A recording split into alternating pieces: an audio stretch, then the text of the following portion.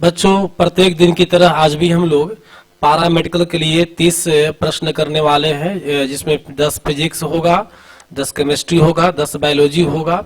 और पारा मेडिकल के साथ साथ रेलवे की जो तैयारी कर रहे होंगे, एसएससी की तैयारी जो बच्चा कर रहे होंगे, उन लोग के लिए भी ये क्वेश्चन काम आ जाएगा। प्रीवियस ईयर का क्वेश्चन है, वीवीआई क्वेश्चन सब है। और पॉलिटेक्निक वाले विद्यार्थी जो हैं, जो पीई की तैयारी कर रहे हैं, उनके लिए सिर्फ फिजिक्स केमिस्ट्री काम आएगा। तो आइए बेटा देखते हैं क्वेश्चन नंबर 1 से। न्यूमेरिकल है पहले। देखिए, 4.9 मीटर की ऊंचाई से किसी वस्तु को धरातल तक गिराने में कितना समय लगेगा, है ना। देखिए यहाँ पर 3 फॉर्मूला याद रखिएगा गति का, इसमें हाइट वाला में, ऊपर नीचे करने वाला में, ऊपर या नीचे से गति जो होगा उसमें एक होगा v बराबर u प्लस जी टी, और दूसरा होगा आपका h बराबर U T plus half G T square होगा, और तीसरा होगा आपका v स्क्वायर बराबर u स्क्वायर प्लस 2gh होगा। ठीक है।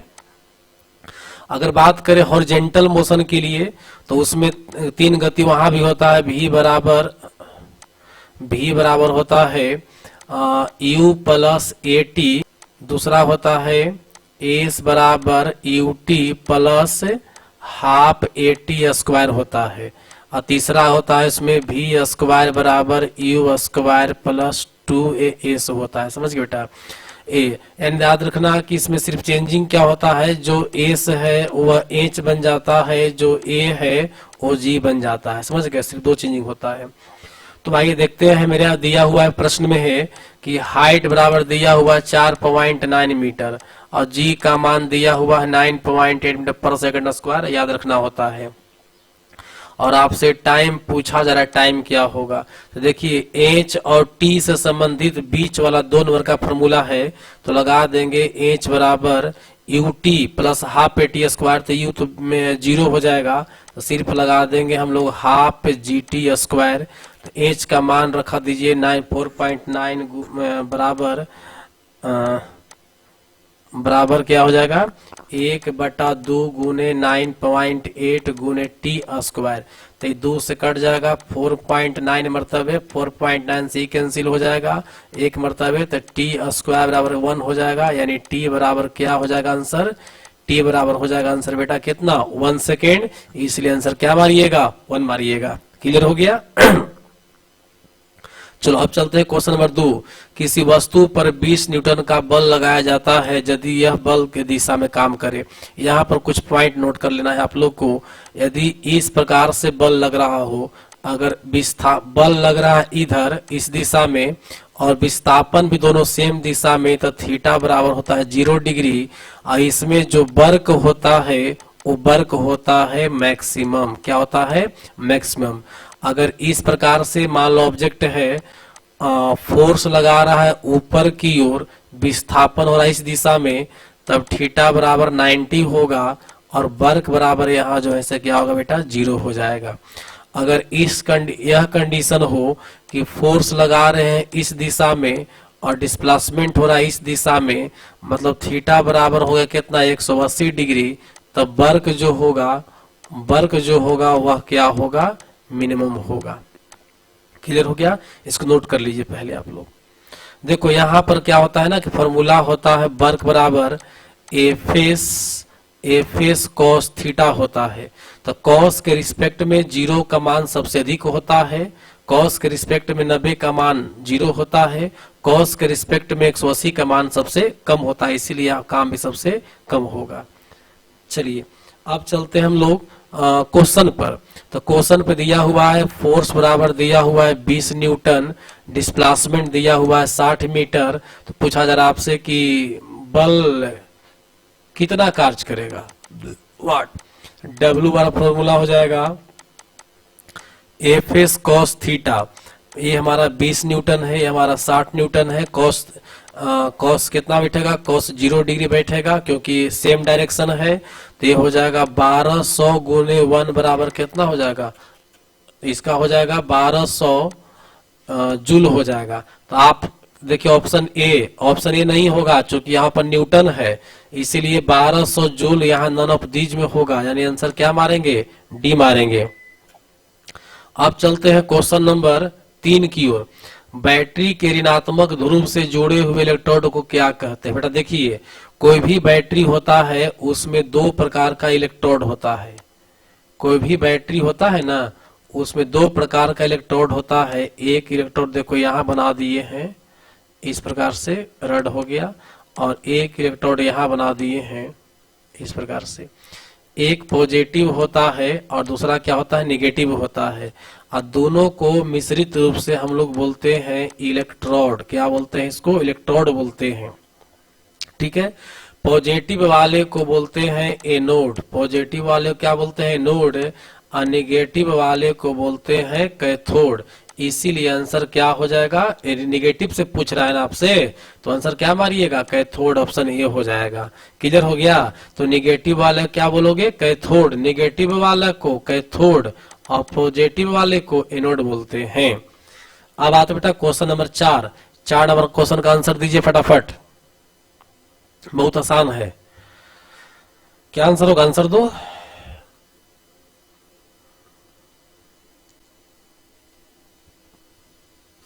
देखिए कैसे बनाइएगा। अच्छा, ये पता आप लोग को है ना कि अगर 100% अगर प्योर होगा, प्योर होता है, तब 24 कैरेट का होता है। ये आपको जानकारी है ना, 24 कैरेट का होगा। ये पॉइंट नोट कर लीजिएगा। 24 कैरेट का 100% होता है, तो यहाँ लिख दीजिएगा, चूंकि 24 कैरेट जब होगा तो 100% होगा, इसीलिए 1 कैरेट होगा तो 100 बटा कितना होगा? 24 होगा। इसीलिए 18 कैरेट पूछा जा रहा है, तो 18 गुने 100 बटा कितना होगा? 24 होगा। तो ये हमारा काट देंगे 3 मरतबे, 4 मरतबे, 4 24, 25 चौका 100 काट देंगे। टोटल कितना आ गया? 75% आंसर आ गया, है ना। आंसर क्या मारिएगा? सी मारेंगे। चलिए बेटा चलते हैं क्वेश्चन नंबर 5 की ओर। इंद्रधनुष में कितने रंग होते हैं? देखो, गांव के किसी व्यक्ति से पूछोगे, पढ़ाई किया हो या नहीं किया हो, कोई व्यक्ति से पूछोगे तो आंसर बोलेगा कि 7 होता है। तो आप लोग भी 7 ही आंसर दोगे, हम जान रहे हैं, लेकिन ये जानना होगा कि इंद्रधनुष में 7 रंग होता है। तो इस 7 रंग के पट्टी को हम क्या कहते हैं? तो याद है, इस 7 रंग के पट्टी को हम बोलते हैं स्पेक्ट्रम। क्या बोलते हैं? स्पेक्ट्रम, स्पेक्ट्रम बोलते हैं। और हिंदी में इसको हम लोग बोलते हैं वर्णपट। क्या बोलते हैं बेटा? वर्णपट। जब सूरज का प्रकाश यानी श्वेत प्रकाश किसी प्रिज्म से गुजरती है तो वह 7 रंगों में बढ़ जाती है, वह 7 रंगों में बढ़ जाती है। यहाँ पर जो क्रिया हुआ, 7 रंगों में बंटने का जो क्रिया हुआ, इसको बोलते हैं वर्ण विक्षेपण। इसको क्या बोलते हैं हम लोग? इसको बोलते हैं वर्ण विक्षेपण। 7 रंगों में बंटने क्रिया को वर्ण विक्षेपण कहते हैं, नोट कर लेना है। और सूरज के प्रकाश में 7 रंग है, बहुत सारा रंग है, तो इसे नाम पड़ गया पॉलीक्रोमेटिक। पॉलीक्रोमेटिक, पॉली मतलब बहु होता है, क्रोमेटिक मतलब रंग होता है, बहुरंगी, है ना। तो हो गया पॉलीक्रोमेटिक लाइट। आज जब यही लाइट अलग अलग पार्ट बाई पार्ट बट गया, सिंगल सिंगल हो गया, अकेला अकेला हो गया, तो अकेला कहते हैं मोनो, 2 का डाई, 3 का ट्राई। तो यहाँ हो गया मोनोक्रोमेटिक लाइट। यहाँ क्या हो गया? अलग अलग हो गया, तो नाम पड़ गया मोनोक्रोमेटिक लाइट। क्लियर हो गया बेटा? चलिए एक बात ध्यान देना, स्पेक्ट्रम या वर्णपट में सबसे ऊपर रंग का रंग क्या होता है? लाल होता है। सबसे नीचे का रंग बैगनी होता है, नोट कर लेना है। सबसे ऊपर का रंग लाल होता है, सबसे नीचे का रंग क्या होता है? बैगनी होता है। पता है, देखो तो यहाँ से जब लाइट यहाँ से चला तो सबसे ज्यादा कौन मोड़ रहा है? बैगनी मोड़ रहा है। तो बोलेंगे यहाँ कि बैंगनी का विचलन, बैंगनी का विचलन अधिक होता है। नोट कर लीजिएगा, बैंगनी का विचलन अधिक होता है और लाल का विचलन कम होता है। लाल का विचलन कम होता है। अब इस 7 रंग का आप लोग को स्पेक्ट्रम में देखिए वेवलेंथ भी अपना अपना है। रेड का वेवलेंथ कितना होता है? 7800 एंगस्ट्रॉम, ऑरेंज का 6400, येलो का 5700, ग्रीन का 5500, ब्लू का 4800, इंडिगो का 4300, वायलेट का 3900। वायलेट को बैंगनी बोलते हैं, बैंगनी बैंगनी। इंडिगो को जामनी बोलेंगे, ब्लू को नीला बोलेंगे, ग्रीन को हरा बोलेंगे, येलो को पीला बोलेंगे, ऑरेंज को नारंगी बोलेंगे, रेड को लाल बोलेंगे। देखिए एंगस्ट्राम में 7800 एंगस्ट्राम है, लेकिन अगर मीटर में पूछा जाए तो 7.8 गुनी 10 का पावर माइनस 7 होगा। कैसे निकाला गया से देखिए, 7800 एंगस्ट्राम होता है, आप जानते हैं कि एक एंगस्ट्राम का मान जो 10 का पावर माइनस 10 मीटर होता है, तो यहाँ 7800 गुने हो जाएगा 10 का पावर माइनस 10, यहाँ 2 जीरो कट जाएगा तो यहाँ बच जाएगा 8, लेकिन 78 नहीं है बल्कि 7.8 है, तो एक जीरो और कट करके यह हो जाएगा -7। इसी प्रकार से हम सबका निकाल लीजिएगा। इस 78 है तो 7.8 हो जाएगा, 64 है तो 6.4 हो जाएगा, 39 है तो 3.9 हो जाएगा। तो वेवलेंथ आपको एंगस्ट्राम में भी दे दिए हैं और मीटर भी दे दिए हैं। क्लियर हो गया। चलिए अब देखिए बेटा कि जो हम लोग प्रकाश जो स्पेक्ट्रम होता है उसका वेवलेंथ का शुरुआत कितना से है, 3900 से, और लास्ट कितना है 7800 तक है ना। तो नोट कर लेना है कि 3900 एंगस्ट्राम से लेकर के 7800 एंगस्ट्राम तक जो प्रकाश होता है ये वाला, इस प्रकाश को हम लोग बोलते हैं दृश्य प्रकाश। क्या बोलते हैं? दृश्य प्रकाश, विजिबल लाइट बोलते हैं। हम लोग जो किसी वस्तु को देखते हैं इसी की मदद से देखते हैं। हम लोग लाइट प्रयोग करते हैं 3900 एंगस्ट्राम से लेकर के 7800 एंगस्ट्राम तक के। इससे जो ऊपर हुआ मतलब प्लस 7800 से जो एंगस्ट्राम से ऊपर हो गया, इसको बोलते हैं अवरक्त प्रकाश। क्या बोलते हैं? अवरक्त प्रकाश। इंग्लिश में बोलेंगे इंफ्रारेड, इंग्लिश में बोलेंगे इंफ्रारेड प्रकाश, है ना, लाइट है या किरण। और देखिए 3900 से जो कम हुआ मतलब -3900 से हुआ, जो इससे जो कम हो जाएगा उसको बोलते हैं पराबैंगनी। क्या बोलते हैं हम लोग? पराबैंगनी बोलते हैं, है ना। 3900 से कम हो क्या बोलेंगे? पराबैंगनी। 78 से पार हो क्या बोलेंगे? अवरक्त बोलेंगे। क्लियर हो गया। अब कुछ पॉइंट यहाँ पर नोट करो, लिखवाते हैं, लिखो तो। 7800 एंगस्ट्राम से 7800 एंगस्ट्राम से अधिक वाले प्रकाश को या तरंग को अवरक्त प्रकाश कहा जाता है। अवरक्त प्रकाश कहा जाता है। पृथ्वी पर तापीय प्रभाव, पृथ्वी पर तापीय प्रभाव अवरक्त प्रकाश के कारण ही उत्पन्न होती है। धरती पर जो ऑब्जेक्ट गर्म होता है धूप से, वो सब अवरक्त प्रकाश से होता है। लिखिए, पृथ्वी पर तापीय प्रभाव अवरक्त प्रकाश से उत्पन्न होती है। नेक्स्ट लिखिएगा, पराबैंगनी किरणें जिसकी तरंगदैर्घ्य 3900 एंगस्ट्राम से कम होती है, जिसकी तरंगदैर्घ्य 3900 एंगस्ट्राम से कम होती है। पराबैंगनी किरणें जीव जंतुओं के लिए घातक होती है। पराबैंगनी किरणें जीव जंतुओं के लिए घातक होती है। अगला पॉइंट, पराबैंगनी से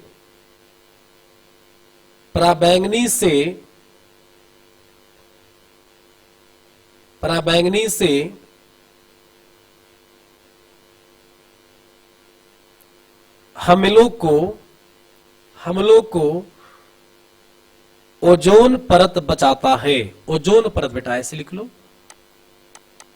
ओजोन परत बचाता है। ओजोन परत बचाता है। ओजोन परत में ओजोन गैस की प्रधानता होती है। प्रधानता मतलब अधिक होती है। ओजोन परत में ओजोन गैस की प्रधानता होती है। ओजोन परत में ओजोन गैस की प्रधानता होती है और ओजोन गैस का सूत्र O3 होता है। और ओजोन गैस का सूत्र O3 होता है। O3 होता है। ओजोन परत की मोटाई डॉप्सन में मापी जाती है। ओजोन परत की मोटाई डॉप्सन में मापी जाती है। ओजोन परत की मोटाई डॉप्सन में मापी जाती है। क्लियर हो गया बेटा। अब एक बात समझो, नया पॉइंट, जब दृश्य प्रकाश का तरंग दैर्घ्य 3900 से कितना 7800 होता है, ये तो रेंज में हो गया। लेकिन अगर एक्चुअल आंसर रहे विदाउट रेंज, जैसे मान लो दे दिएगा 5000, 6000, 7000, 8000, तब क्या मारिएगा? तब मारना होगा लगभग अप्रोक्सीमेटली कितना 6000 एंगस्ट्रॉम। कैसे मारेंगे वो देखिए। देखिए जैसे आप लोअर कितना है, लोअर हो गया 3900, अपर कितना हो गया 7800 हो गया है ना।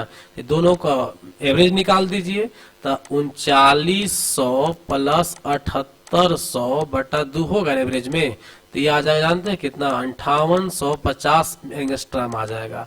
इसी को राउंड फिगर में हम लोग 6000 एंगस्ट्रॉम लेकर चलते हैं, समझ गए। तो अगर डायरेक्ट अगर रेंज में ना हो तो आप डायरेक्ट दृश्य प्रकाश का तरंग दैर्घ्य कितना मारिएगा 6000 मारिएगा। तो नोट कर लीजिए, दृश्य प्रकाश का तरंग दैर्घ्य, दृश्य प्रकाश का तरंग दैर्घ्य 3900 एंगस्ट्रॉम से 7800 एंगस्ट्रॉम तक होती है। दृश्य प्रकाश का तरंग दैर्घ्य 3900 एंगस्ट्रॉम से 7800 एंगस्ट्रॉम तक होती है, या 6000 एंगस्ट्रॉम, या 6000 एंगस्ट्रॉम होती है। हो गया। चलिए अब यहां पर कुछ पॉइंट देखिए। सबसे ज्यादा तरंग दैर्घ्य किसका है? लाल का है, रेड का है, और सबसे कम किसका है? बैंगनी का है। तो इस पर भी कुछ पॉइंट लिखा जाए, नोट कीजिएगा। लाल रंग के प्रकाश का तरंग दैर्घ्य, लाल रंग के प्रकाश का तरंग दैर्घ्य, लाल रंग के प्रकाश का तरंग दैर्घ्य सबसे अधिक होती है, सबसे अधिक होती है, इसलिए इसमें एनर्जी अधिक होती है, इसलिए इसमें एनर्जी अधिक होती है, इसलिए इसमें एनर्जी अधिक होती है, और इसका विचलन कम होता है। और इसका विचलन और प्रकीर्णन दोनों कर दो, और इसका विचलन और प्रकीर्णन, और इसका विचलन और प्रकीर्णन कम होता है। देखिए विचलन का मतलब होता है मुड़ना। यहां से देखो तो पॉलीक्रोमेटिक लाइट जब आया, सूरज का प्रकाश जो आया, श्वेत प्रकाश, तो सबसे ज्यादा कौन मुड़ रहा है? देखो सबसे ज्यादा यहां से मुड़ करके नीचे आ गया बैगनी, और रेड जो है ना ऊपर ही रह गया। सबसे कम कौन मुड़ा है? रेड मुड़ा है, सबसे कम मुड़ा है ना। तो इसी को बोलेंगे विचलन मीन्स होता है मुड़ना। नोट कर ले बेटा, विचलन, विचलन का मतलब विचलित हो जाना, अपने मिशन से, अपने लक्ष्य से मुड़ जाना, समझ गया। जैसे मान लो कोई व्यक्ति जो है कोई बिजनेस करता है और उसको थोड़ा बहुत नुकसान हो गया, या देखा कि यह दुकान नहीं चल पा रहा है, तो उब करके दुकान बंद कर दिया, तो विचलित हो गया। या उसको लगा कि हम दूसरा काम करें तो अच्छा पैसा कमाएंगे, तो विचलित हो गया। तो विचलित जो है कब होता है आदमी? जब व्यक्ति के मन में निगेटिव पॉइंट आ जाता है, जिसके पास एनर्जी कम होता है, वो व्यक्ति बार बार विचलित हो जाती है, अपने मिशन से मुड़ जाता है, बार बार अपना मिशन चेंज कर लेता है, समझ गए। तो रेड का एनर्जी बहुत हाई है, अभी लिखवाए हैं, इसीलिए इसका विचलन क्या होता है? कम होता है। तो सबसे कम विचलन किसका होता है? लाल का। क्यों? क्योंकि उसमें एनर्जी ज्यादा है, उसका वेवलेंथ ज्यादा है। अब प्रकीर्णन का मतलब होता है बिखरना। ऐसे लाइट आया, पार्टिकल्स पड़ा, इस प्रकार से बिखर गया, लाइट बिखर जाना, क्या कहता है? प्रकीर्णन कहलाता है। तो प्रकीर्णन भी सबसे कम किसका होता है? रेड का ही होता है, क्योंकि इसका एनर्जी ज्यादा है, कम बिखरता है बेचारा। विचलित होना, बिखरना दोनों की सेंस है। बिखर गया मतलब क्या? बर्बाद हो गया, समझे। तो इस प्रकार से कुछ पॉइंट नोट करिएगा। हाँ, इसका विचलन और प्रकीर्णन कम होती है, इसलिए यह दूर तक, इसलिए यह दूर तक जा सकती है, इसलिए यह दूर तक जा सकती है, इसलिए यह दूर तक जा सकती है। इसी गुण के कारण, इसी गुण के कारण खतरा के निशान में लाल रंग का प्रकाश प्रयोग में लाया जाता है। खतरा के निशान में लाल रंग का प्रकाश प्रयोग में लाया जाता है। हो गया। अच्छा देखिए, सुबह में जैसे मान लो कि पृथ्वी है और सूरज, आपका घर यहाँ है और सूरज अभी यहाँ है, सन यहाँ तिरछे अभी आने वाला ऊपर में है, तो लाइट जो है तिरछे जाता है वायुमंडल क्रॉस करके इस प्रकार से। तो लाइट तिरछे जाने से क्या होता है कि लंबी दूरी हो जाती है, और जब दोपहर के टाइम में सूरज सामने होता है, सामने लाइट मारता है, तो दोपहर मॉर्निंग में लंबी दूरी के कारण सुबह में लंबी दूरी के कारण जानते हैं इसमें जो है से वायलेट, इंडिगो, ब्लू, ये सब जो नीचे कम तरंगदैर्घ्य वाला प्रकाश है वो जानते हैं वो आसमान में ही बिखर जाता है इस प्रकार से। लेकिन लाल रंग जानते हैं इसका वेवलेंथ तो ज्यादा है, ये दूर तक पहुंच जाएगा, यहाँ तक पहुंच जाता है रेड कलर, इसीलिए मॉर्निंग में सूरज कैसा दिखता है, लाल दिखता है। समझ गए। और हमारा आसमान का रंग जो नीला दिखता है वो प्रकीर्णन के कारण,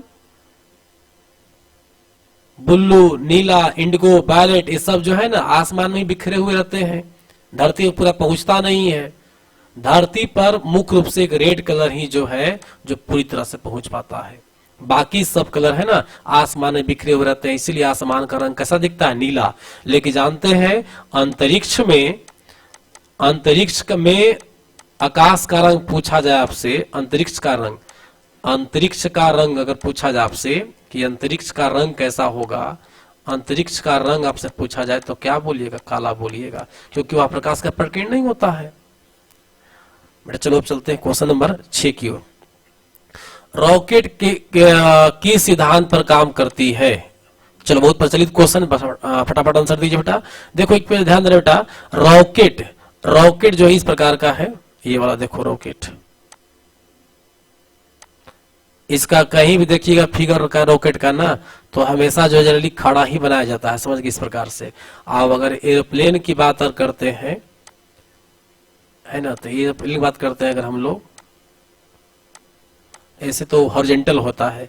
पता है एरोप्लेन हमेशा जो है ये पृथ्वी के वायुमंडल में ही उड़ती है, वायुमंडल में उड़ती है, लेकिन रॉकेट जो हमारा है वायुमंडल में नहीं बल्कि कहाँ चलती है, अंतरिक्ष में चलती है, अंतरिक्ष में चलती है। समझ गए। इसका 99% यात्रा जो है ना कहाँ होता है, अंतरिक्ष में होती है। और अंतरिक्ष में बेटा जी का मान क्या होता है, 0 होता है, याद रखिएगा, क्योंकि वहां गुरुत्वाकर्षण नहीं है। अंतरिक्ष में गुरुत्वाकर्षण नहीं है, इसीलिए जी का मान क्या होता है, 0 होता है। तब एक बात प्रश्न आता है कि रॉकेट में कौन कौन सा ऊर्जा होगा, एरोप्लेन में कौन कौन सा ऊर्जा होगा, समझिएगा। यहाँ ये हो गया काइनेटिक एनर्जी, इसका फॉर्मूला होता है 12 mv²।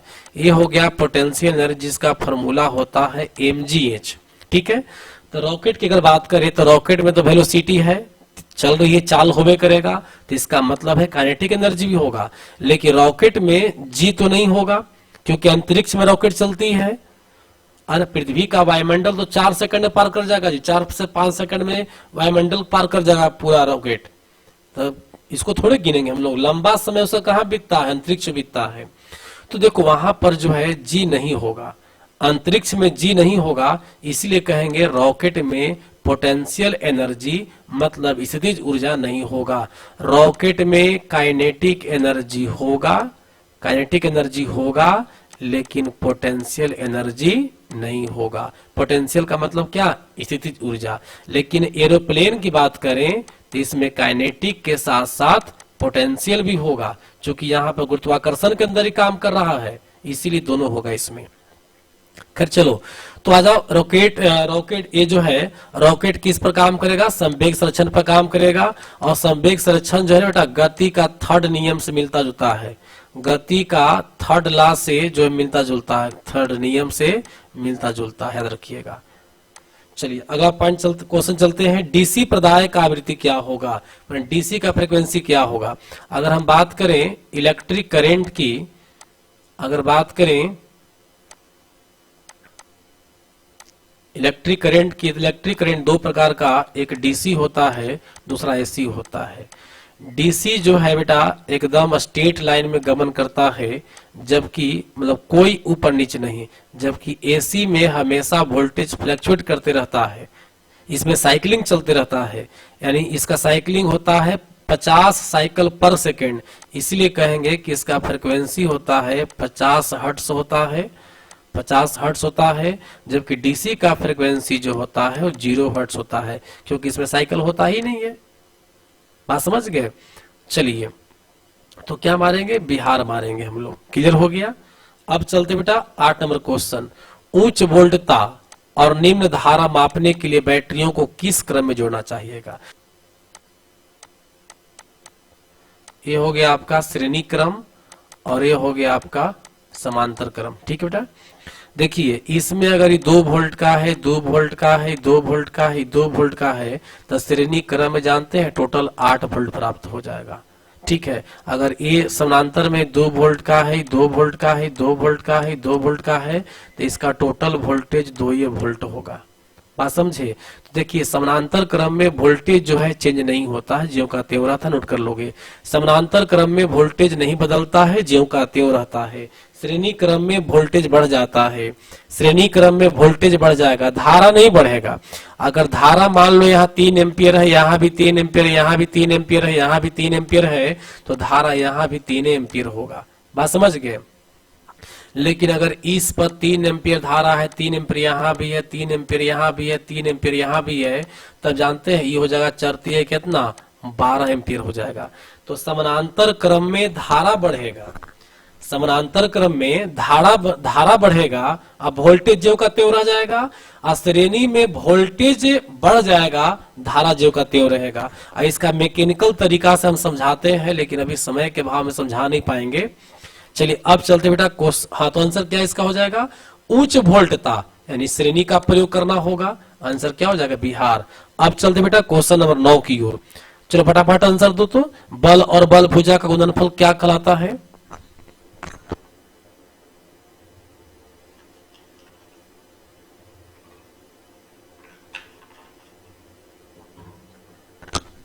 देखिए बेटा, चलिए बताते हैं। बल और बल भुजा गुणनफल टॉर्क कहलाता है। टॉर्क होता है, टॉर्क बराबर होता है एफ आर होता है। क्या होता है? F R. एफ हो गया फोर्स, आर हो गया रेडियस, यानी बल भुजा की लंबाई। जैसे मान लो कि नट बोल्ट है, तो इस सेंटर हो गया, तो इस सेंटर से जहां फोर्स लग रहा है इसका जो दूरी हो गया इसको आर मान लेंगे। ये मान लो चापाकल के हैंडल है, तो यहां से यहां तक को आर मानेंगे, यहां से यहां तक चापाकल के हैंडल की लंबाई को आर मानेंगे, इस सेंटर से यहां तक की दूरी को आर मान लेंगे। क्लियर हो गया? तो यही हो गया आपका टॉर्क हो गया। जैसे मान लो कि फोर्स लगा रहे हो 20 न्यूटन और हैंडल की लंबाई अगर 5 मीटर, तो टोटल टॉर्क हो जाएगा बी पच कितना? 100 न्यूटन मीटर, या कह सकते हो 100 जूल। न्यूटन मीटर को ही जूल कहते हैं, न्यूटन मीटर को हम लोग क्या कहेंगे? जूल कहेंगे। क्लियर हो गया? एंड टॉर्क का भी, बल अघूर्ण का भी जो मात्रक होगा जूल भी हो सकता है। टॉर्क को हिंदी में हम लोग कहते हैं बल आघूर्ण। क्या कहते हैं बेटा? बल आघूर्ण कहते हैं। क्लियर हो गया? अब एक न्यूमेरिकल है, थोड़ा सा टेक्निकल बात समझिए। जैसे मान लो कि नट है, तो नट को खोलने के लिए हमको टॉर्क चाहिए 60 जूल चाहिए, या कहिए कि 60 न्यूटन मीटर में लिख दे रहे हैं ताकि आसान होगा, आप लोग को न्यूटन मीटर चाहिए। ठीक है, अगर आप फोर्स से चलो अगर मान लो कि रेडियस आप लंबाई जो है रिंच की लंबाई अगर आप 2 मीटर रखते हैं, तो पता है फोर्स कितना लगेगा? टॉर्क बराबर क्या होता है? एफ आर होता है। इसीलिए आर बराबर क्या हो जाएगा? एफ बटा टॉर्क हो जाएगा। सॉरी उल्टा बोल दिए हम। आर बराबर क्या हो जाएगा बेटा? आर बराबर हो जाएगा टॉर्क बटा एफ हो जाएगा। तो टॉर्क हमारा कितना है? टॉर्क हमारा कितना? 60 और बटे एफ तो निकालना, आओ उल्टा लेके चल गए। अरे इतना हमको एफ ना निकालना है जी। तो एफ बराबर हो जाएगा टॉर्क बटा क्या हो जाएगा? टॉर्क बटा आर हो जाएगा। तो टॉर्क हमारा दिया हुआ 60, आर मान लिए 2, तो कितना हो गया? 30। मतलब हमको 30 न्यूटन फोर्स लगाना होगा। तो याद रखिए इस नट को खोलने के लिए अगर 2 मीटर लंबा रड रखते हैं तो हमको 30 न्यूटन फोर्स बल लगाना पड़ेगा। लेकिन यही क्वेश्चन में देखो टॉर्क अगर 60 न्यूटन मीटर नहीं रखा जाए और केवल इसको आर को, रेंज की लंबाई को इसे बढ़ा कर करके हम 5 मीटर अगर कर देते हैं, यहाँ 2 मीटर लिया 5 मीटर कर देते हैं, तो कितना बल लगाना होगा? तो बल बराबर क्या हो जाएगा? टॉर्क बटे रेडियस। तो टॉर्क कितना था? 60 चाहिए हमको, टॉर्क 60 चाहिए ना, तो 60 बटे कितना? 5, 12 25 60, यानी बल कितना लगेगा? 12 न्यूटन लगेगा। देखे आप क्या देखे कि जैसी रेडियस बढ़ गया, बल भुजा की लंबाई बढ़ गया, तो फोर्स कम गया। यहाँ 30 न्यूटन फोर्स लग रहा था और यहाँ पर 12 न्यूटन लग रहा है। अगर और रेडियस बढ़ा दीजिएगा तो और फोर्स कम लगेगा। बात समझे? इसीलिए बेटा यही कारण है कि जितने रेंज लंबा रखिएगा उतने आपको बल कम लगाए पड़ेगा, आसानी से चक्का नटबोल्ट खुल जाएगा या कसा जाएगा। ये चापाकल का हैंडल जितने लंबा रहेगा उतने हल्का चलेगा। आप देखे होंगे ये देहात में जो चापाकल पर्सनल होता है, गवर्नमेंट द्वारा चापाकल जो बनता है हथिया चापाकल, ये दोनों में इसका हैंडल ज्यादा लंबा है हथिया चापाकल का, इसीलिए हल्का चलता है। समझ गए? इस हैंडपंप की अपेक्षा ये हैंडपंप हल्का चलता है क्योंकि इसका हैंडल की लंबाई क्या है? ज्यादा है। बड़े बड़े गाड़ियों की हैंडल की लंबाई जो ये डायमीटर होता है, रेडियस जो होता है वो बड़ा होता है। ट्रक का, बस का हैंडल बड़ा क्यों होता है? क्योंकि रेडियस बढ़ जाएगा तो ड्राइवर को कम फोर्स लगाना पड़ेगा। बात समझे? कुटिकल का चक्का देखें बड़ा होता है। जितने रेडियस बढ़ाइएगा काम करने के लिए उतना ही आपको फोर्स क्या होगा? कम लगाना पड़ेगा। बात समझ गए? चलिए तो बात करते हैं बल और बल भुजा गुणनफल क्या होता है? टॉर्क होता है। अब चलते हैं 10 नंबर क्वेश्चन। जो तत्व बिजली के प्रवाह मदद करे, मदद नहीं करे, प्रवाह मदद नहीं करे, तो मदद कौन नहीं करेगा जी? कुचालक। कुचालक जो है मदद नहीं करेगा। और कुचालक का मतलब हो गया नॉन मेटल। कुचालक का मतलब क्या हो गया? Non metal. तो इसमें देख लो ये क्या है? ये हो गया आपका नॉन मेटल। ये आपका मेटल है, मेटल है, मेटल है, तो नॉन मेटल यानी आंसर क्या हो जाएगा? सल्फर हो जाएगा। चलिए बेटा अब चलते हैं क्वेश्चन नंबर 11 केमिस्ट्री में। सबसे हल्का तत्व कौन है? आंसर दो फटाफट, चलो।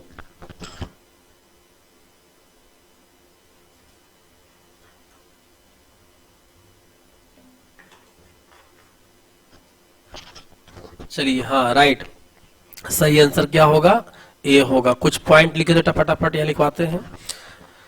लिखिए सबसे हल्का तत्व हाइड्रोजन है, सबसे हल्का तत्व हाइड्रोजन है, सबसे हल्का गैस हाइड्रोजन है, सबसे हल्का गैस हाइड्रोजन है, सबसे हल्का गैस भी कौन? हाइड्रोजन है। सबसे अधिक मात्रा ब्रह्मांड में सबसे अधिक मात्रा में पाया जाता है, ब्रह्मांड में सबसे अधिक मात्रा में पाया जाता है कौन? हाइड्रोजन। ब्रह्मांड में सबसे अधिक मात्रा में पाया जाता है हाइड्रोजन। लिख लीजिए आगे। ऑक्सीकरण का मतलब क्या होता है? ऑक्सीकरण का मतलब बताए थे आप लोग को, ऑक्सीकरण का मतलब होता है दहन, है ना। लिखिए हाइड्रोजन के ऑक्सीकरण या दहन से, हाइड्रोजन के ऑक्सीकरण या दहन से जल की प्राप्ति होती है। हाइड्रोजन के ऑक्सीकरण या दहन से जल की प्राप्ति होती है। नेक्स्ट पॉइंट लिखिएगा। हाइड्रोजन के नाभिक में न्यूट्रॉन नहीं होता है। हाइड्रोजन के नाभिक में न्यूट्रॉन नहीं होता है। हाइड्रोजन के नाभिक में न्यूट्रॉन नहीं होता है। हाइड्रोजन के नाभिक में न्यूट्रॉन नहीं होता है। बाद में क्लास करते हैं, क्लास कर रहे हैं।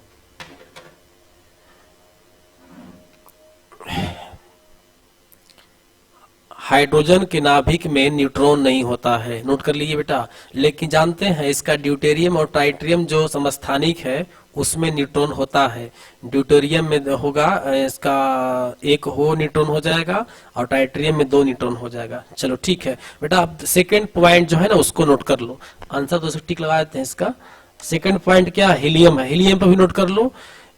हीलियम द्वितीय सबसे हल्की गैस है, मतलब हाइड्रोजन के बाद हीलियम द्वितीय सबसे हल्की गैस है। द्वितीय, सेकंड नंबर पर द्वितीय सबसे हल्की गैस है। यह निष्क्रिय गैस है, यह निष्क्रिय गैस है। आगे लिखिएगा। वायुयानों की टायर ट्यूब में, वायुयानों की टायर ट्यूब में हीलियम गैस ही भरा जाता है, हीलियम गैस भरा जाता है, हीलियम गैस भरा जाता है। फिर लिखिएगा कृत्रिम, कृत्रिम श्वसन में, कृत्रिम श्वसन में भी हीलियम गैस का प्रयोग किया जाता है, कृत्रिम श्वसन में भी हीलियम गैस का प्रयोग किया जाता है, हीलियम गैस का प्रयोग किया जाता है। चलिए बेटा आप चलते हैं हम लोग क्वेश्चन नंबर 12 की ओर। चलिए आंसर दीजिए, सोना निम्न में किसमें आसानी से घुल सकता है? बहुत बढ़िया क्वेश्चन है, आंसर दो। सोना किसमें आसानी से घुल सकता है?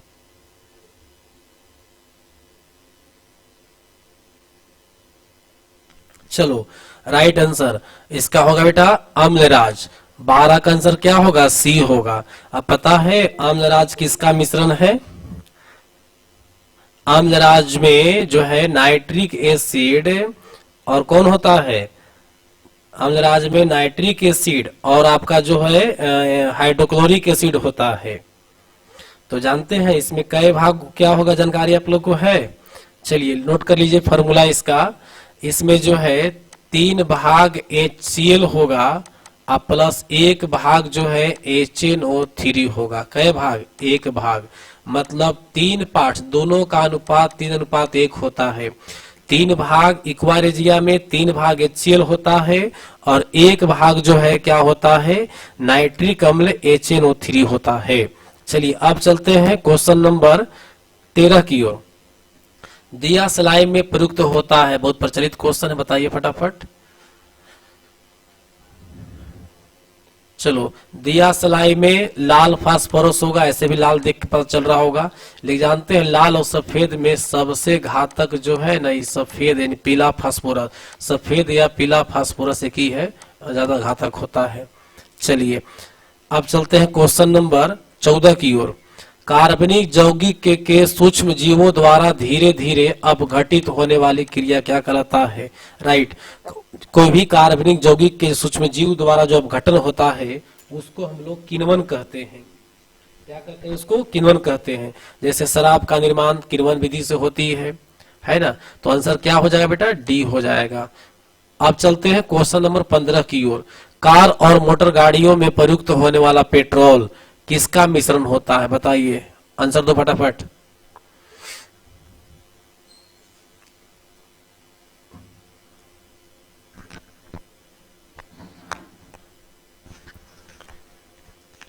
चलिए देखिए बेटा, पेट्रोल जो होता है, पेट्रोलियम, वो होता है हाइड्रोकार्बन। क्या होता है? हाइड्रोकार्बन, मतलब हाइड्रोजन और कार्बन से मिला हुआ है, इसलिए आंसर क्या मारेंगे? सी मारेंगे। अब बताइए पेट्रोल में विषैला मिश्रित पदार्थ होता है, पेट्रोल में विषैला मिश्रित पदार्थ क्या होता है? चलो फटाफट आंसर दो, तब तक हम इसको फार्मूला आप लोग को लिख देते हैं। ब्यूटेन C4H10 हो जाएगा, ब्यूटेन नॉर्मल हो गया था बिल्कुल। चलिए अगला है टेट्रा एथिलेड। तो एथिलेड के लिए यहाँ पर लगा टेट्रा लगा हुआ है, 4 गुना लग जाएगा, तो हो जाएगा C8H20 PB। ये हो गया टेट्रा एथिलेड का। ऐसे एथिलेड का केवल होता है C2H5PB, है ना? टेट्रा एथिल का,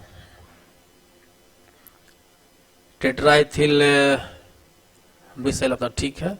चलिए अगला है नाइट्रोटोल्यूबिन। अगर इसमें अगर ट्राई शब्द जोड़ दीजिएगा तब इसका पूरा नाम हो जाएगा TNT, ट्राई नाइट्रोटोल्यूबिन। अब इसका फॉर्मूला हो जाएगा बेटा किसका? इसका मतलब ट्राई नाइट्रोटोल्यूबिन का हो जाएगा फॉर्मूला C7H5N3O6 हो जाएगा। और ये भी जो है ना 2 प्रकार का होता है, मतलब 2 कैरेक्टर से पाया जाता है। एक्सप्लोसिव, एक्सप्लोसिव होता है, मतलब ये होता है विस्फोटक होता है, और टॉक्सिक भी होता है। टॉक्सिक मतलब विषैला भी होता है, जहरीला, विषैला, विषैला भी होता है, नोट कर लीजिएगा। और DDT ये भी विषैला ही पदार्थ है, DDT, जिसका फॉर्मूला नोट कर लो, इसको भी नोट करो, काले छोड़ दोगे। C14H9 क्लोरीन 5, इसको हम लोग प्रयोग करते हैं खास करके पीड़कनाशी के रूप में कीड़ों को मारने के लिए। चलिए बेटा, तो आंसर, हाँ देखिए आंसर हो जाएगा बिहार, टेट्रा एथिलेड। लेड जो है ना, यही पेट्रोल में होता है जो एकदम जहरीला वातावरण को काफी दूषित करता है। पेट्रोल पंप जाते होंगे तो जहां बढ़िया पेट्रोल है, हाई क्वालिटी वाला प्रीमियम पेट्रोल, उस पर लिखा हुआ रहता है सीसा रहित पेट्रोल, या लिखा रहेगा लेडलेस पेट्रोल, मतलब वो पेट्रोल में लेड नहीं है, सीसा की मात्रा नहीं है। लेड का हिंदी सीसा होता है। चलिए अब चलते हैं क्वेश्चन नंबर 17। क्षारीय विलयन का पीएच मान होता है। क्षारीय विलयन का पीएच मान कौन होगा? फटाफट बताओ, फटाफट, कई बार हो चुका है डिस्कशन इस पर। चलो आंसर होगा बेटा बिहार, 7 से अधिक जो होगा यह क्या होता है? क्षारीय होता है। और 7 से क्या कम जो होगा वो क्या होगा? अम्लीय होगा। और जिसका पीएच मान 7 होता है क्या होता है? उदासीन होता है। चलिए अब चलते हैं क्वेश्चन नंबर 18। ठंडे प्रदेशों में मोटर गाड़ियों के रेडिएटरों में किस द्रव का प्रयोग होता है? देखिए आज के ठंडा के प्रदेश में गाड़ी में खास करके रेडिएटर में एल्कोहल का प्रयोग होता है। तो इसमें एक ही एल्कोहल दिख रहा है, डी वाला है ना, तो इसलिए आंसर क्या मार देंगे? D, ethylene glycol. चलिए अब बताते हैं कि आखिर के हम लोग ठंडा प्रदेश में के गाड़ी के रेडिएटर में एल्कोहल का प्रयोग क्यों करते हैं? क्योंकि एल्कोहल जो है ना पानी से बहुत बाद में जमता है। पानी तो 0 पर जम जाएगा ना, एल्कोहल माइनस में जमता है, समझ गए? -10 से ऊपर ही में जमता है। तो जिससे क्या होगा, पानी अगर डाल कर रखिएगा तो गाड़ी रात्रि में जब विश्राम पे रहेगी तो पानी जमने के बाद उसका आयतन बढ़ जाएगा। पानी जमता है तो आयतन बढ़ जाता है, आप भी जानते हैं। और तब क्या होगा कि जितनी भी उसमें नलियां हैं, इंजन के अंदर नली बनाई गई है, हो सकता है फाड़ दे, फोल्ड कर दे, टेढ़ी मेढ़ी कर दे, इसलिए पानी का प्रयोग नहीं होता है। अल्कोहल जो है ना बहुत बाद में जमता है, काफी ठंडा होगा तब जमेगा, इसलिए अल्कोहल का प्रयोग करते हैं लोग। बेटा देखते हैं, चलो हम लोग डिस्कस करते हैं यहाँ पर। अब सबका फार्मूला नोट कर लो ना, क्लोरोफॉर्म है ना, तो क्लोरोफॉर्म का नोट कर लो फार्मूला वगैरह सबका। चलिए क्लोरोफॉर्म का फार्मूला लिख लीजिए ताकि अगला बार एग्जाम में कभी आए तो आपको दिक्कत ना हो।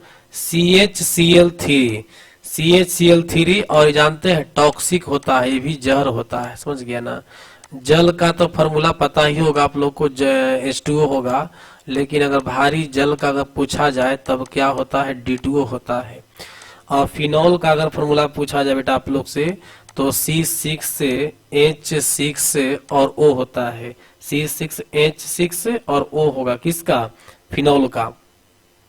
और इथिलीन ग्लाइकोल का है तो इसका हो जाएगा C2H6 से O2 होता है, नोट कर लीजिएगा इसको।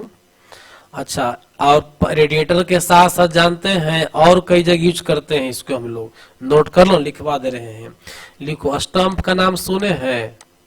स्टंप पैड जो नहीं होता है जिसमें मुहर लगाने के लिए प्रयोग करते हो, तो उसका इंक इसी का बना होता है। फिर बोल सकते हैं हम लोग कि बॉल पॉइंट पेन का जो इंक है इसी का बना होता है। तीसरा प्रयोग लिख सकते हो, सोलवेंट का निर्माण भी करते हैं। सोलवेंट का मतलब पेंट को गलाने उलाने के लिए, पेंट को हटाने के लिए सोलवेंट का प्रयोग कर सकते हैं, या पेंट का भी निर्माण करते में प्रयोग करते हैं इसको हम लोग, किसको? इथिलीन ग्लाइकोल को। ठीक है बेटा, चलिए अब चलते हैं क्वेश्चन नंबर 19। सबसे अधिक संख्या में निम्न में किसका यौगिक है? बताओ, नाइट्रोजन, हाइड्रोजन, कार्बन, सल्फर। सबसे अधिक जो है कंपाउंड का निर्माण कौन करता है? बहुत बीबी आई है, हाल फिलहाल में आपको पढ़ाए अभी हम। चलिए बताइए, राइट आंसर क्या होगा? सी, कार्बन होगा। अब चलो बेटा, सिंदूर का रासायनिक सूत्र क्या होता है? रासायनिक नाम बताइए क्या होगा? Calcium carbonate, mercuric sulphide, potassium nitrate, sodium chloride. चलो आंसर दो भाई। सिंदूर तो हर घर में लोग, महिलाएं लोग करती है, जो विवाहित महिला है सब लोग सिंदूर करती है ना, तो उनसे पूछो ना भाई कि सिंदूर का रासायनिक नाम क्या होता है? सिंदूर का रासायनिक नाम होता है बेटा मर्क्यूरिक सल्फाइड, और फॉर्मूला हो जाएगा HGS, मरकरी और सल्फर। केमिस्ट्री समाप्त हो बेटा। अब चलते हम लोग बायोलॉजी की ओर। खाद्य पदार्थों का पौधों में स्थानांतरण का मुख्य अवयव क्या होगा? खाद्य पदार्थ जैसे मान लो जितना भी तरह का फल देने वाला पेड़ है, जितना भी तरह का फल देने वाला पेड़ है ना, तो उसमें खाद्य पदार्थ जो हुआ जैसे मल फल वगैरह हुआ, उसका स्थानांतरण कैसे होता है पूरा बॉडी में पेड़ में, उसी के बारे में डिस्कस करना है हम लोग को है। चलिए बताइए फटाफट। चलो तब तक फार्मूला हम लिख दे रहे हैं, एग्जाम में पूछा जाता है। ग्लूकोज का लिख लो फार्मूला C6 से H12 और ऑक्सीजन कितना 6। स्टार्च या मंड, इसको मंड भी कर लो कोस्ट में ना, कोस्ट में कहने गए यार। एक्चुअली मैं थोड़ा सा आज बहुत डिस्टर्ब हम है, बिजली के लेकर बहुत डिस्टर्ब थे। मंड, मंड जो है मंड का फार्मूला होता है C6 से H10 और O5।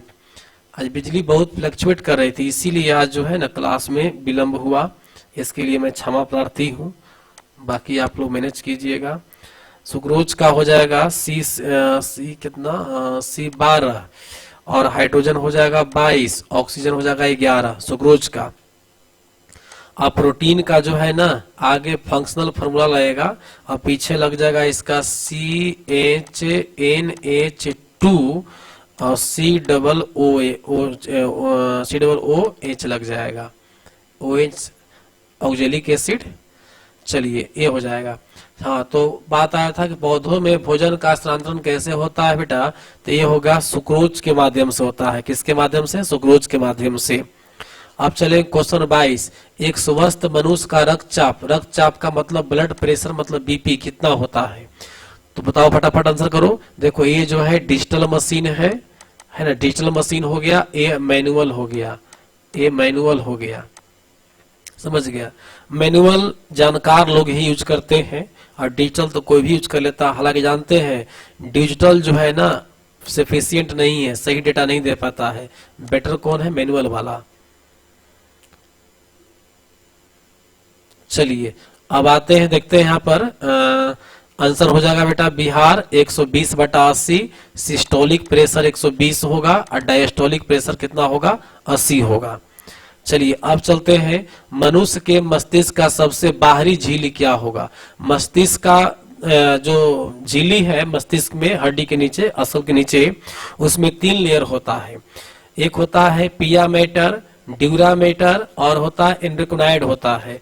थोड़ा सा हिंदी में यहाँ गलत लिखा गया, यहाँ भी गलत है, हालांकि ठीक है ना, मीटर गलत लिखा गया है। देखो पिया मैटर का मतलब होता है PAMATER, पिया मैटर हो गया। ये हो गया DURA, ड्यूरा मैटर हो गया। और एस्क्राइड हो गया, देखिए ये हो गया ARACHNOID। चलिए ये नाम सुधार लीजिए बेटा थोड़ा सा, है ना। 3 लेयर होता है। ये इसको फिगर के माध्यम से देखते हैं। पहले आंसर देख लो इसको। सबसे बाहरी झिल्ली जो होता है वो ड्यूरामीटर होता है। क्या होता है? ड्यूरामीटर। आंसर क्या हो जाएगा? C हो जाएगा। आइए एक इसको डायग्राम के माध्यम से समझते हैं। देखो मस्तिष्क को यहाँ काट करके जूम कर दिखला रहे हैं।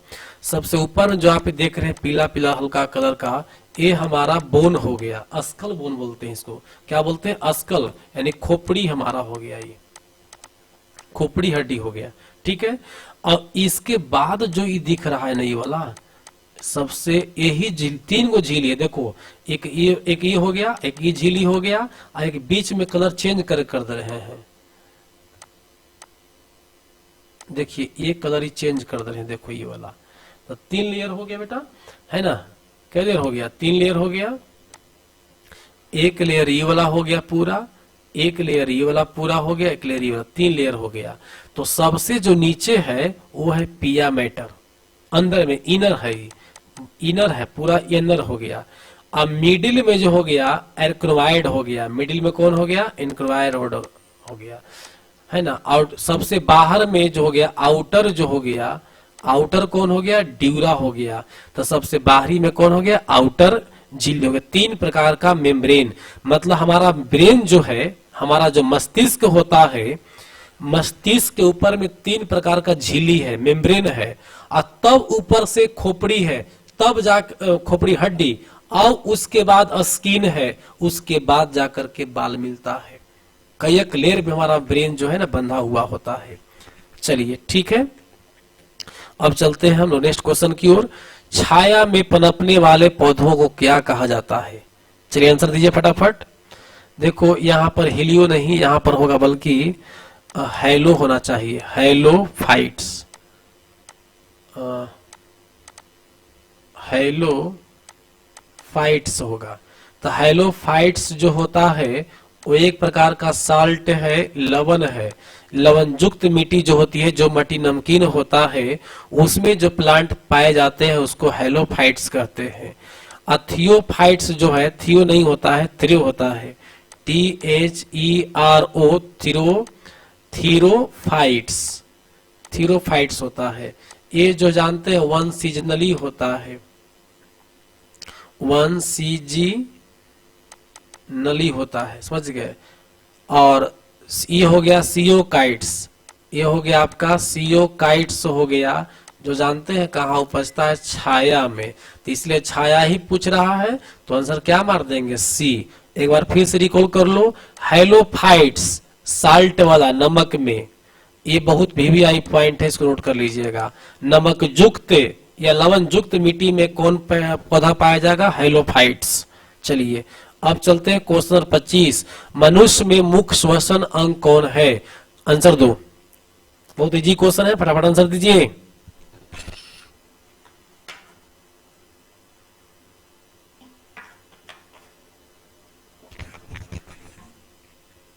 चलिए राइट आंसर क्या होगा, फेफड़ा होगा। अब चलिए क्वेश्चन नंबर 26 में, कौन सी बीमारी श्वसन तंत्र को प्रभावित करेगी? देखो बता दे रहे हैं, ब्रोंकाइटिस जो है श्वास नली को प्रभावित करेगा। श्वास नली, खाली नली लिख दे रहे हैं, है ना, पूरे लिख दे। अरे यार तुम लोग भी जो है ना,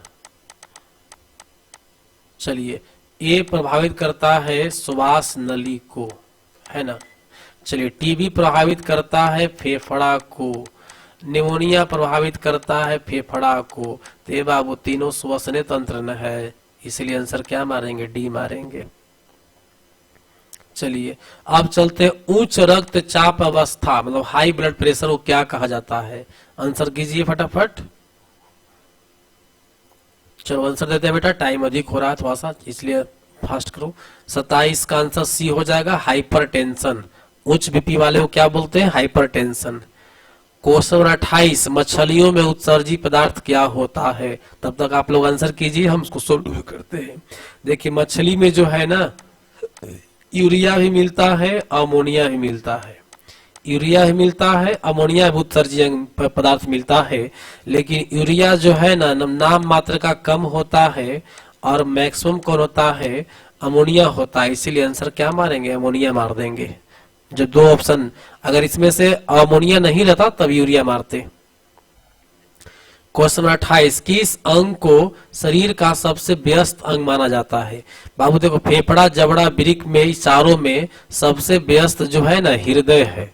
इससे व्यस्त अंग कोई नहीं है, एनी टाइम चलते रहता है, आप सोए रहिए चलते रहेगा। हालांकि फेफड़ा भी, हृदय के बाद फेफड़ा, तब किडनी, ये सब लगातार काम करते रहता है। लेकिन हार्ट जो है ना, एकदम गजब है, एक सेकंड 2 सेकंड के लिए रोक सकता है। फेफड़ा को, सांस को तो आप रोक सकते हो, लेकिन हार्ट को नहीं। सबसे व्यस्त अंग किसको मानते हैं, हृदय को। चलिए अब चलते हैं क्वेश्चन नंबर 30 की ओर।